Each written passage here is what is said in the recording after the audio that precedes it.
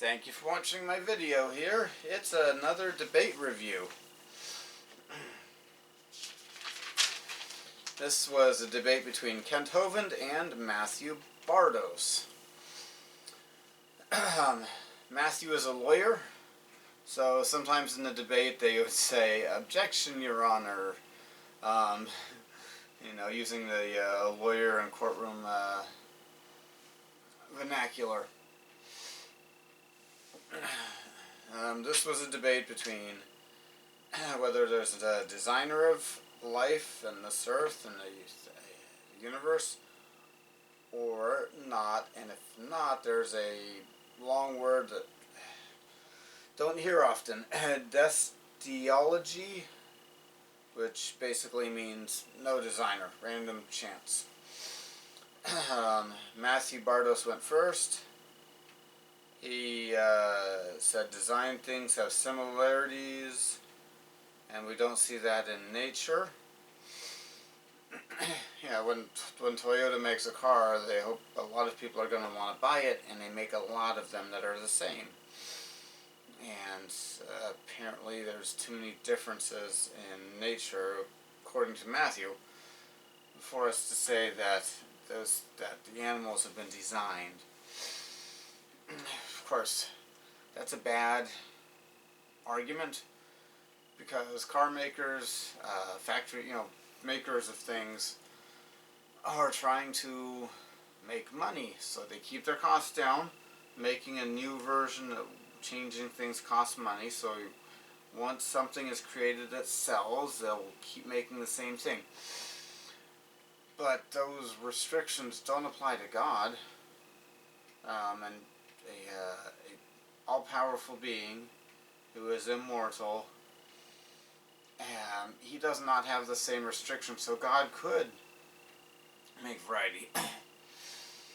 He put a list up of ways you could say something is designed, and actually watching something be made and going to the factory is one way to be certain something's designed. And Kent hasn't seen God's factory, he says. Pests have no utility. Some people argue design is proven by utility, but the bacteria that give diseases, ticks, they don't have utility according to him. He gave a summary of Kent's hypothesis. He claims poor design is not a good proof that there's a designer. Extinction would prove that there's bad design, and so Matthew is of the opinion a bad design proves no designer. And he does not like the designer dealing only with Israel, having prophets in Israel and not everywhere. He claimed he did a bad summary of Occam's razor. Occam's razor goes something like this.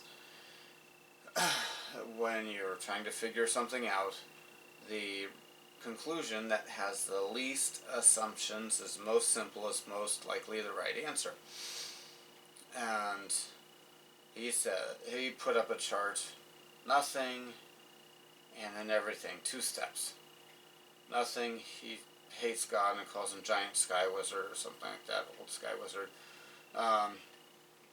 And then everything. So 2 steps or 3 steps. But Occam's razor talks about things not having assumptions. He's assuming things by having the no God making things. He's assuming things can come together on their own, which has never been witnessed. So actually, we have seen people make things and design things. So a maker and a designer is actually more in line with Occam's razor. He said, if everything is designed, there's nothing to compare with, to compare designed and not designed. Kent Hovind described destiology, and he pointed out that his opponent is designing his arguments while claiming there's no design. He gave a history of the old age Earth theory, where it's coming from, and there was a never existing animal that was made up by the storytellers telling the story of evolution in the 1800s called Monera.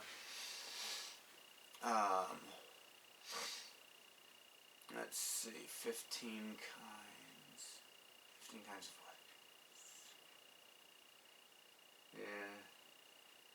Oh, there's the 15 different kinds of evidence, he said. And it's true, you could subcategorize evidence as Matthew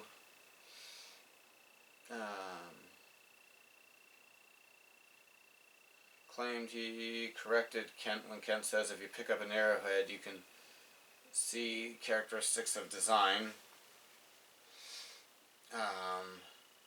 But what about the dirt and the rocks? Since God created this, Kent says like the dirt and the rocks are designed by God. And he's right about that to some degree. But then Matthew was saying, well, if you pick up an arrowhead from the dirt, what about the dirt on it? And that's designed, and everything's designed. You can't really say what's designed and what isn't. Kent Hovind said dirt is designed, and it does have a purpose. Its plants grow in it.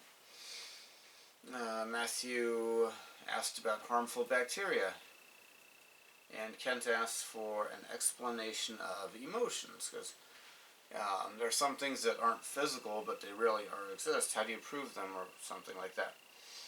Matthew Bardos claimed he cared about truth. He doesn't sound to me like he cares about truth. Kent said we are looking at the junkyard of creation. Because the fall, Adam and Eve partook of the fruit, and then the earth fell, and we are in a fallen state. And Kent's got a good point there. So when things aren't working right now, or animals are eating each other now, that does not mean that's the way it was at first, before the fall. Matthew tried to acquaint Kent Hovind's religion with witch burning, and when people flagellated themselves, flogged themselves because of the plague to try to get rid of the plague. That was not an accurate description, though. Kent doesn't do those things, and Kent isn't ignoring something in the Bible that says flagellate yourself when there's a pestilence. Kent Hovind equated Matthew's religion to Adolf Hitler and communism, and that is an accurate description of Adolf Hitler's motivation.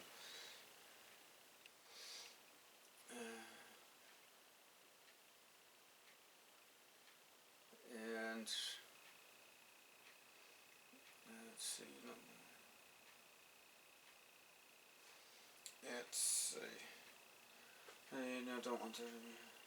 Ken Hovind said, you don't want there to be a designer. Matthew really did not like the idea of God. Matthew thought he had a really winning argument, which proved his hatred of God. If you had a child and you could put it in a world with, and he named the scientific name of the bacteria that causes bubonic plague, or a world without it, which one of the worlds would you put them in? And Kent's answer to that is he would give the child a book with warnings about how to do things like wash your hands so you don't get sick. And then they're arguing about education. Kent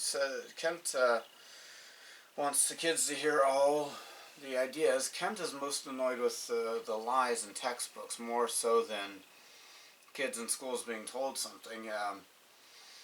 Kent wouldn't mind if kids in school hear both sides. But Kent Hovind accused Matthew of not wanting children in schools to hear all the ideas, all the sides of the debate. Matthew claimed he's against lies in textbooks, but he wasn't able to name when he has signed a petition or tried to get lies out of textbooks. He denied hating God, but it seemed to me like he really did have a hatred from God. He didn't say the words "I hate God," but his attitude So Kent's answer to, well, it can't be designed, or there is no God because of bacteria, was that bacteria are helpful, but not in all places. You know, there's some bacteria that are good in your intestines, but not good in your blood. Bacteria in the ground that help decompose things or help plants grow that you don't want in you. He made an analogy about hammers are helpful and useful and good tools, but you don't want one of them inside your head. If you end up with a hammer inside your head, that was not a good thing for you. Yeah, the way this ended, well, really summed it up. Kent asked, is a nail designed? Matthew said yes. Is a hammer designed? Matthew said yes. The nail is one solid piece of material. That's not very... I'm open to the possibility that nail-like items could naturally occur. Now we know that some nails definitely are made by people, but just a piece of one material that doesn't, fit with any other material. It's just a nail is a little stick. Could there be lightning striking iron ore and creating little sticks? Maybe. Hammer, is that designed? Matthew said yes. A hammer is two pieces, the handle and the hammer head, and maybe some screws or something to hold them together. Not very complicated. That's designed according to Matthew. I think it was the eye, named a body part. The eye. Is that designed? And Matthew said, no. There you go. That's stupid on Matthew's part. There's no helping somebody like that with that little integrity. So something as complex as the eye is not designed, but a thing that has one part is designed, or two parts is designed. Wow. Kent Hovind won another debate here. Kent Hovind is right about some things, wrong about others, but he won this debate. And there is a designer. That is the best explanation for all of the life on this earth. Thank you for watching. You have a good day.